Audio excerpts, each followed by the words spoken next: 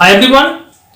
In the last video we have discussed about to be the some of the points of the great Akbar that likes the Maharana Pratap and the later conquest of the Akbar. Last video में हम लोगों ने ये सब सारा का सारा चीज जो था वो डिस्कस किए थे, लेकिन आज जो हम लोग डिस्कस करने के लिए जा रहे हैं that is a point about to be the administration of the Akbar. कहते हैं कि मुगल एडमिनिस्ट्रेशन क्या था उस समय में नहीं था, अकबर के समय में। ये सब सारा चीज के बारे में हम लोग क्या करेंगे, आज डिस्कस करेंगे। तो Mughal administration under the Akbar was a mix of the central Asian and the Indian tradition. कहते हैं कि ये जो एडमिनिस्ट्रेशन था ना उस समय में, अकबर के समय में, तो कहते हैं कि ये एक तरह से ना सेंट्रल एशियन से लेकर के इंडियन ट्रेडिशन का जो था वो एडमिनिस्ट्रेशन यहाँ पे चलती थी। It was centralised monarchy with the Akbar holding to be the absolute power. कहते हैं कि ये एक तरह से सेंट्रलाइज तो था ही, और अकबर जो थे एक तरह से मोनार्ची रूप में काम किया करते थे, और सारा का सारा पावर जो हुआ करता था इन्हीं के पास में था। Reports from the nobles and the departments heads जो होता था ना उस समय में, वेयर द रीट और to be the emperor at the particular time. कहते हैं कि जो भी रिपोर्ट्स वगैरह आते थे या जो भी सारे के सारे वहां पर फंक्शन जो भी वोट वगैरह सब हुआ करता था, अकबर क्या करता था, एम्पेरर जो भी था वो पार्टिकुलर टाइम में अपना उस सब चीज को क्या करते थे, तो मतलब पढ़ते थे। And the meetings if we talk here it was held in the Diwane Khas. कहते हैं कि अगर हम लोग मीटिंग की बात करते हैं ना तो एक तरह से वो दीवाने खास में हुआ करता था। तो basically Diwane Khas was known as the hall of the private audience.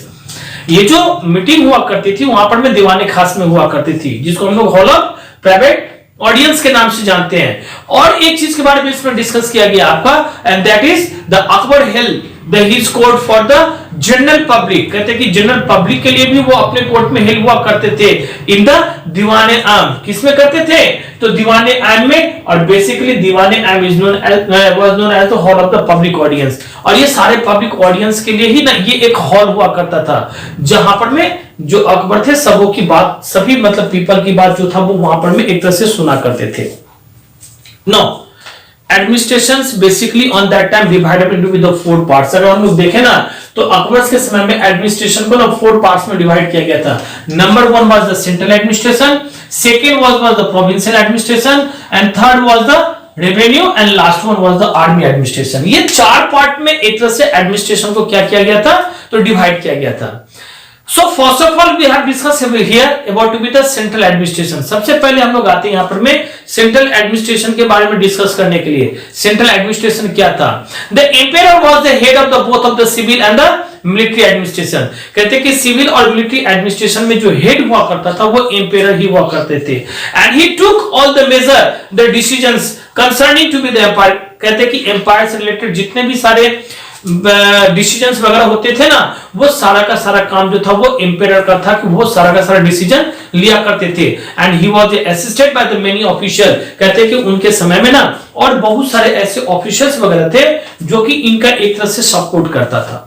सबसे पहले अगर हम लोग बात करें द वजीर और द दीवान, he was the head of the revenue department. अगर हम लोग वजीर की बात करते हैं या दीवान की बात करते हैं तो इनको एक तरह से head of the revenue department दिया गया था।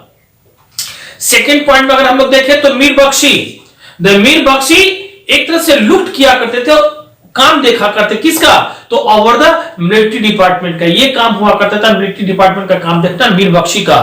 एंड द खान समन जिसको हम लोग कहते हैं, जो नेक्स्ट पॉइंट हम लोग का दिया गया द खान समन के बारे में, ये क्या करते थे, तो attended to be the needs of the royal household. Royal household में जो कोई भी चीज की अगर जरूरी होती थी तो ये खाने समन का काम जो था वो एक तरह से हुआ करता था कि कैसे वो ये सब सारा का सारा काम देखे या ना देखे।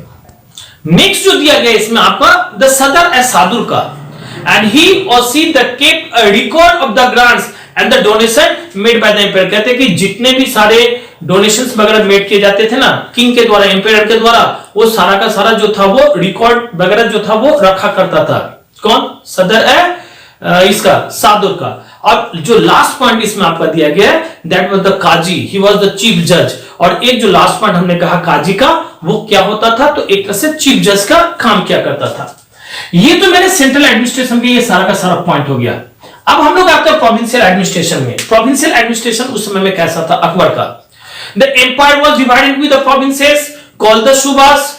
एम्पायर को उस समय में प्रोविंसेस में डिवाइड किया गया था जिसको एक तरह से हम लोग सुभाष के नाम से जानते थे। क्या बोलते थे इसको हम लोग? सुभाष के नाम से जानते थे।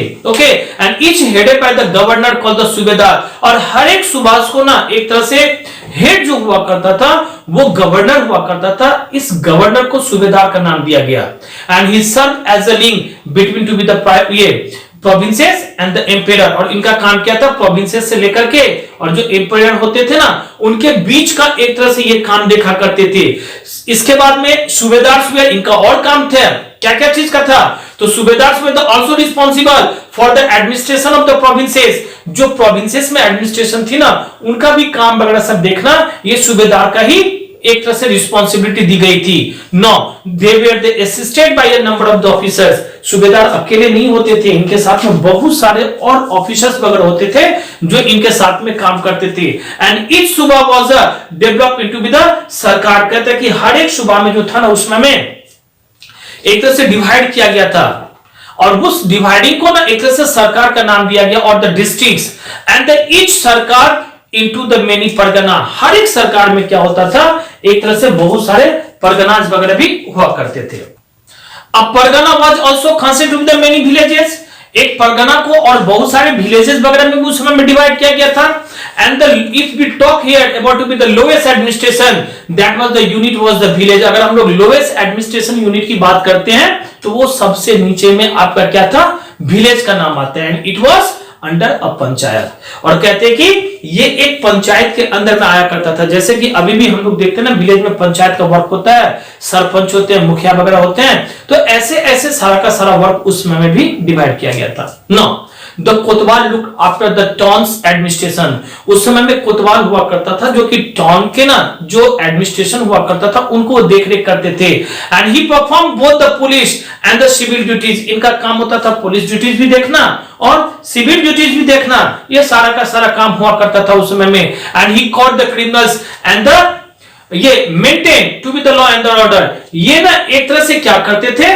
तो वहां पे अगर कोई क्रिमिनल्स वगैरह होता था उनको पकड़ा जाता था, और इसके बाद में जो भी लॉ एंड ऑर्डर हुआ करता था उस एडमिनिस्ट्रेशन का उसको भी देखरेख करना इनका काम होता था। He had to be the maintain a record of the people living in his area, इनके पास में रिकॉर्ड हुआ करता था पीपल का कि उस एरिया में कितने सारे पीपल वगैरह रह रहे हैं या फिर कोई यहां से चले गए हैं। And keep to be the check to the weight and the measures, और वेट और मेजर को भी वो चेक किया करते थे कि कहीं पे कोई वजन वगैरह जो होता है ना वेट वगैरह वो कहीं कोई कम तो नहीं तो दे रहा है, कोई कम तो माप नहीं रहा है। So his office was called, इनके जो ऑफिस होते थे ना इनको कहा जाता कोतवाली, that means a term that is still the belong to be the use, कहते हैं कि ये जो कोतवाली था ना वो अभी भी आपका एक तरह से यूज होते आते चला आ रहा है।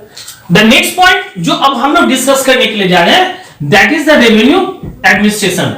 ये जो पॉइंट आपका ना एक तरह से रिलेटेड है किस चीज का? तो रेवेन्यू एडमिनिस्ट्रेशन का। कहते हैं कि land and the trade were the to the main sources of the revenue, कहते हैं कि उस समय में अकबर के समय में लैंड से लेकर के और ट्रेड का ये दो जो था ना वो मेन सोर्सेस ऑफ रेवेन्यू माना जाता, टैक्सेस यहीं से ज्यादा आती थी। Akbar made the minor the modification, कहते हैं कि इसमें थोड़ी सी मॉडिफिकेशन अकबर के द्वारा किया गया था to be the revenue structure, और इंट्रोड्यूस्ड बाय द शेरशाह, जो शेरशाह ने किया था ना उसी में कुछ था माइनर, ये इन्होंने किया था मॉडिफिकेशन की थी। And Raja Todarmal Akbar revenue minister, उस समय में अकबर का जो रेवेन्यू मिनिस्टर हुआ करता था वो राजा तोदरमल का नाम दिया गया था। ये सारा का सारा काम वगैरह देखा करते थे। And introduced a land revenue, इन्होंने एक तरह से नया सा लैंड रेवेन्यू सिस्टम को इंट्रोड्यूस किया गया था। And which came to be the known as the Todarmal Bandobast, और जिसको एक तरह से तोदरमल बंदोबस्त का भी नाम दिया गया था। ये रेवेन्यू एडमिनिस्ट्रेशन हुआ करती थी उस समय में। Under the new system land was properly to be the measure, कहते हैं कि जो नया सिस्टम बना था उसमें लैंड को जमीन को पूरा का पूरा मेजर किया जाता था। So in the past it is use to be the measure with the rope, कहते हैं कि पास्ट में मेजर करने के लिए लैंड को ना रोप का यूज किया जाता था उस समय में, और उसी से जमीन वगैरह जो थी वो मापा जाता था। So however the rope the sun when it was the dry and the stretch when it was the wet, कहते हैं कि ना जब एक तरह से ड्राई का समय आता था ना तो रोप क्या होते थे एकदम से मतलब क्या कहते हैं छोटा हो जाता था। किस समय में? जिस समय में एक तरह से मतलब वेट ये हो जाता था, ड्राई हो जाते थे, लेकिन वही चीज फिर स्ट्रेच होता था कब? जब वेट होने लगता था। So hence the measurements use to be the change, बाद में क्या होता है उस मेजरमेंट को क्या किया, वो जो रोप से नापा जाता था उस चीज को क्या कर दिया गया, चेंज कर दिया गया। And Todarmal they introduce a new measuring device, उन्होंने एक नया सा मेजरिंग डिवाइस को इंट्रोड्यूस किया। So it was a rod, it was a rod, ये क्या होता था, एक तरह से rod made of the bamboo, मतलब एक तरह से ये रॉड मेड जैसा होते थे, बंबू के बनते थे, बंबू रीड्स के, joint together by the iron rings, जिसमें कि आयरन रिंग्स को एक तरह से ज्वाइंट कर दिया जाता था। And now the land could be the measured the accurately, और उसमें आपका लैंड जो था ना वो एक्यूरेटली मेजर होती थी, ना कुछ कम ना कुछ ज्यादा। So after the measurement, land was divided into the three category. Measurement के बाद में ना land को यानी कि जमीन को ना 3 categories में डिवाइड किया गया था। Number 1 the good average and the bad, इसके बाद में दिया हुआ आपका good में, bad ये average में और bad में, मतलब अच्छा जो था जमीन उसमें, एवरेज में और फिर बैड, ये 3 तरह से उसको डिवाइड किया गया था। The revenue was also fixed according to the fertility of the land, और जो टैक्स था उस समय में रेवेन्यू वगैरह ये भी आपका वो एक तरह से फर्टिलिटी ऑफ लैंड के ऊपर में रूलर जो था वहां का उस समय में उन्होंने क्या किया तो फिक्स कर दिया था। In 1580 a system called the Dahshala it was introduced, कहते हैं कि 1580 में आकर के एक नया सा सिस्टम आपका इंट्रोड्यूस किया गया था जिसका नाम दिया गया था दहशाला। सो अंदर दिस क्या होता था इस रूल्स के अंदर में कि the average produced and the average price over to be the last 10 years were the calculated, 10 साल का जो भी एवरेज प्रोड्यूस होता था या एवरेज जो प्राइस होती थी उस चीज को उसको वो लोग क्या करते थे एक तरह से कैलकुलेटेड करते 10 साल तक का। And the tax to be the paid for the year was fixed on the basis of his average, और उसी एवरेज के हिसाब से टैक्स जो था उस समय में वो एक तरह से फिक्स कर दिया गया था। पीजेंट्स को ये टैक्स वगैरह देना ही होता था। So generally the 1/3 of the figure was the share of the empire, और कहते हैं कि जनरली उस समय में जो 1/3 शेयर होता था ये 1/3 शेयर एक तरह से एम्पायर को दिया जाता था, राजा को दिया जाता था। Akbar encourage both the internal and the overseas trade, Akbar की अगर हम लोग बात करते हैं तो इंटरनल से लेकर के और जो ओवरसीज, इंटरनल का मतलब था कि अपने रीजन के अंदर में, अपने किंगडम के अंदर में, अपने कंट्री के अंदर में ये तो बिजनेस चलता ही था, लेकिन ओवरसीज भी इनकी बिजनेस चलती थी। सो India exported to be the textile, कहते कि इंडिया जो था ना वो एक्सपोर्ट करते थे किस चीज को तो टेक्सटाइल को, स्पाइसेस को, इंडिगो को, और इसके बाद में आपका दिया था सॉल्ट पीटर को टू बी द चाइना से, और फिर सेंट्रल एशिया से एंड यूरोप से, ऐसे ऐसे जगह में ये सारा का सारा सामान को क्या किया जाता था तो एक्सपोर्ट की जाती थी। तो ये सारा का सारा पॉइंट हम लोग का आ जाता है आपका रेवेन्यू एडमिनिस्ट्रेशन के अंदर में। और जो लास्ट पॉइंट हम लोग का आज दिया गया है that is the army administration, इसके बारे में हम लोग लास्ट पॉइंट आज करेंगे। The most important The feature of the army administration was the मनसबदारी system.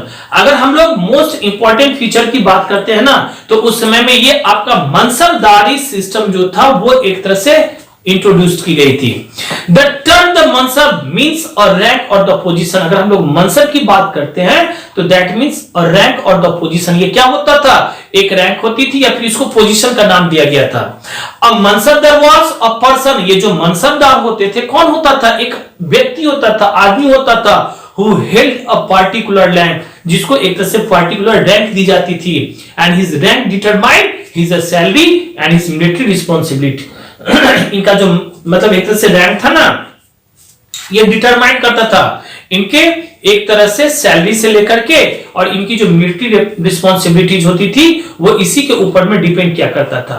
No mansabdar rank was divided into with the 2 parts, कहते हैं कि मनसबदार को का जो रैंक था ना उसको 2 भाग में डिवाइड कर दिया गया, एक जाट में और एक साबर में।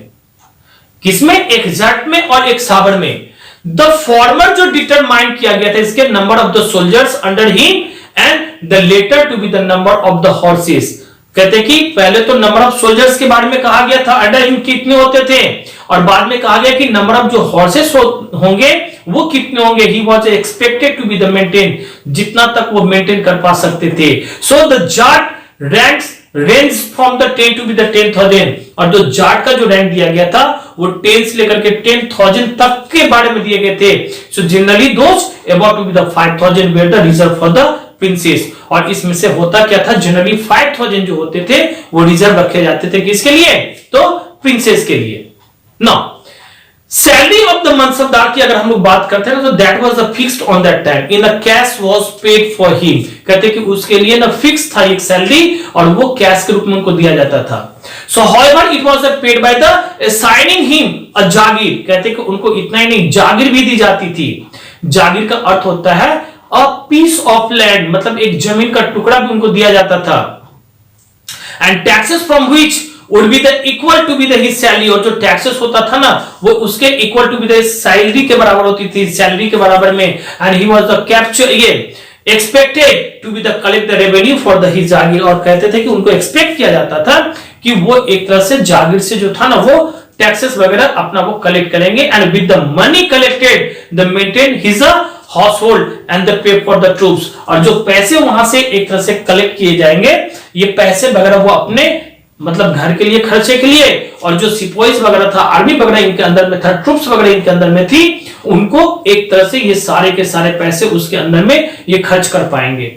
सो मनसबदार में the promoted to be the demoted for the transfer to according to be the wishes of the empire. कहते हैं कि मनसबदार को एक तरह से प्रोमोटेड भी किया जाता था, ट्रांसफर भी किया जाता था। ये एक तरह से डिपेंड करता था किसके ऊपर में, तो जो एम्पायर हुआ करता था उस समय में उनके ऊपर में ये चीज डिपेंड करता था कि आखिर वो क्या करेंगे या फिर क्या नहीं करेंगे। अब mansabdar rank was not the heredity. कहते हैं कि मनसबदार का जो रैंक था ना वो हेरिडिटी नहीं थी। हेरिडिटी का मतलब क्या था कि उसका बेटा भी अगर मनसबदार बनता है तो वो पोजीशन उसको रहेगा, ऐसा कोई सिस्टम उस समय में नहीं रखा गया था। व्हेन अ मनसबदार डाइड, जब कभी भी कोई मनसबदार मरेगा तो his jagir was taken away and the given to be the someone else. उसका जागीर पूरा का पूरा फिर से ले लिया जाएगा और जो दूसरा मनसबदार बनेगा उसको वो जागीर फिर से दे दी जाएगी।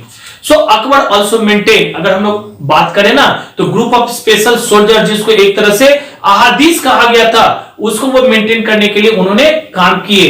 एंड स्ट्रॉन्ग आर्टिलरी सिस्टम उन्होंने बनाया खास करके। And the Mughal army under the Akbar was an efficient fighting machine. कहते कि खास करके उस समय में जो मुगल आर्मी हुआ करता था ना, खास करके ये अकबर के जो भी मतलब आर्मी होते थे अंडर इनके जो काम करते थे ये लोग एक तरह से एफिशिएंट फाइटिंग मशीन के रूप में जाना जाता था। तो ये चारों का चारों पॉइंट जो था एडमिनिस्ट्रेशन के बारे में हम लोगों ने अभी एक एक करके पॉइंट आप पर डिस्कस किया, सेंट्रल एडमिनिस्ट्रेशन से लेकर के प्रोविंशियल, रेवेन्यू और आर्मी तक का। इसके बाद फिर नेक्स्ट वीडियो जब हम लोग बनाएंगे तो basically on that time we will discuss about the religious policies of the Akbar। इनके द्वारा क्या क्या रिलीजियस पॉलिसीज वगैरह था ये सब सारा पॉइंट्स के बारे में हम लोग डिस्कस करेंगे। That's all.